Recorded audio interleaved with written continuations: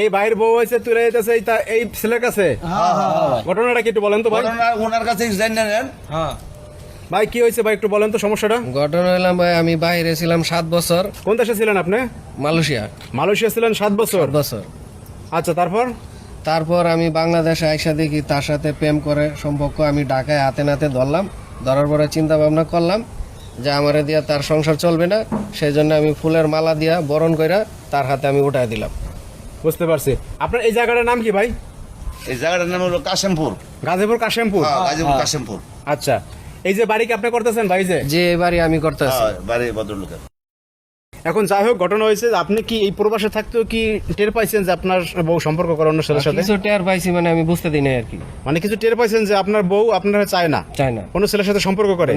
কিন্তু 7 বছর পর যখন দেশে আসছেন তখন দেখলেন যে না, মানে সেই ছেলের সাথেই তার টান। আমি হাতে নাতে ধরছেন। এখন ঘটনা হয়েছে যে এই যে এখন ফুলের মালা দিয়ে যে বরণ করে নিলেন, বিয়ে দিয়ে দিলেন, এতে কি আপনি খুশি? আমি খুশি, আমার মনে কোনো কষ্ট না, আমি স্ব ইচ্ছায় হাতে উঠাই দিছি। আচ্ছা ভাই, আপনি কি এই বিয়ের আগে এই মেয়ের সাথে সম্পর্ক করেন? ভাই বিয়ের আগে থেকে আমাদের সম্পর্ক, বুঝেন, আমাদের গভীর সম্পর্ক। আপনি বিয়ে করলেন না কেন?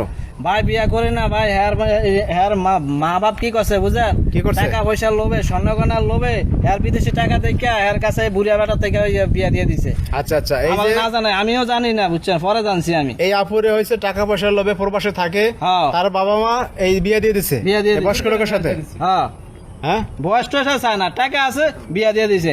মায়া কি সুখ শান্তিতে থাকতে পারবো না পারবো, ওই চিন্তা ভাই আর বাপ মা করে না। টাকা আছে, বিয়ে দিয়ে দিছে। টাকা আছে, স্বর্ণগয়না লয়ে আইছে বিদেশে, গাবাস বিয়ে দাম আছে, বিয়ে দিয়ে দিছে। এখন যেটা হচ্ছে যে আপনার এই যে আপনার প্রেমিকের সাথে যখন আপনার বিয়ে হইলো, আপনার স্বামী নিজের হাতে তুলে দিল, বরণ করলো ফুলের মালা দিয়া, আপনার কোনো অভিযোগ আছে? না, কোনো অভিযোগ নেই। হ্যাঁ, এই যে দীর্ঘদিন সংসার করলেন, সংসার জীবন নীতি টানলো, এখন আপনার সংসার জীবনে 2.5 দিনও তারে আমি কাছে পাই না, তার প্রতি আমার কোনো মায়া মোহব্বত ফিলিংস কোনোটাই নেই।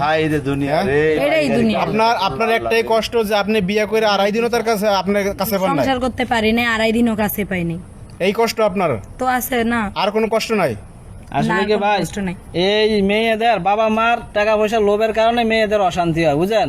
টাকা পয়সা লোভ দেখিয়া একটা বুড়া জোয়ান একটা কোনো কিছু চায় না, একজনের কাছে বিয়ে দিয়ে দেয়, পরবর্তীতে মেয়েরা অশান্তির সৃষ্টি হয়। কিন্তু ভুল হচ্ছে একটা কি, আপনি প্রবাসী যাওয়ার আগে বা পরে বিয়ে করতেন, আর আপনি যদি পরে বিয়ে বইতেন বা আগে বিয়ে বইতেন, তাইলে সুখী হইতে পারতেন।